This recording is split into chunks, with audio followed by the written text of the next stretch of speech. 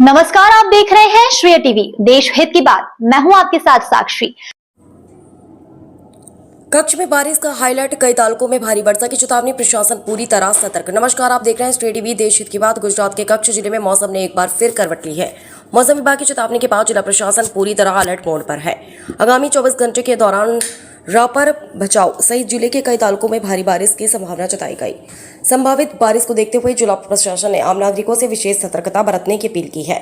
Collector ने जिलेवासियों से अनुरोध किया है कि बारिश के दौरान किसी भी स्थिति में डैम, नदी नालों, तालाबों और अन्य जलाशयों के आसपास जाने से बचे। थोड़ी सी लापरवाही बड़ा हादसा बन सकती है, इसलिए प्रशासन द्वारा जारी दिशा निर्देशों का पालन करने की अपील की गई।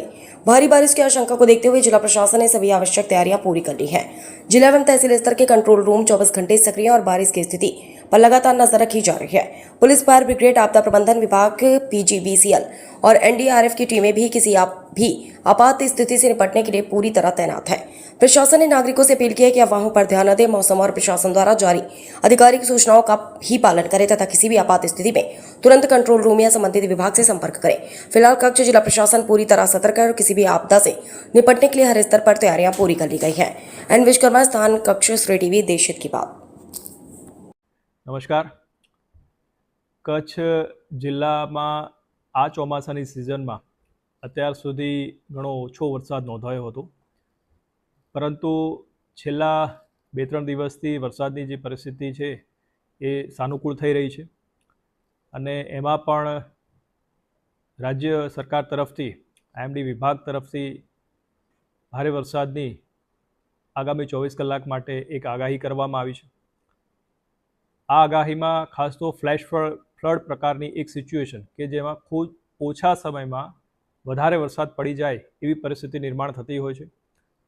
આ આખી પરિસ્થિતિ છે એ ખાસ તો જે રાપર, ભચાઉ, અંજાર, ગાંધીધામ, માંડવી, મુન્દ્રા, ભુજ આ તાલુકાઓ અને આસપાસના વિસ્તાર માટે ઇસ્યુ કરવામાં આવી છે। એના માટેની જરૂરી જે સંકલન તમામ વિભાગો સાથે છે એ કરી લેવામાં આવ્યું છે।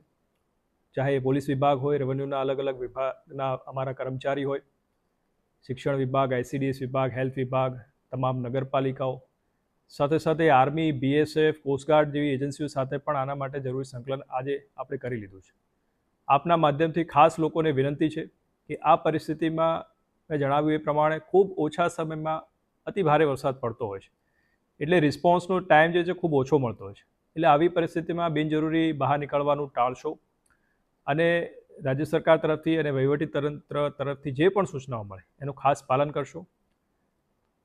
આપને જે આ વિડીયો મળશે એમાં અમે અમારા જિલ્લા અને તાલુકા કંટ્રોલ રૂમના નંબર પણ એની સાથે શેર કરીશું કે જેથી આપને કોઈ પરિસ્થિતિ બી જણાય તો એ કંટ્રોલ રૂમ ઉપર આપ ફોન કરી શકો છો અને જરૂરી મદદની માગણી કરી શકો છો।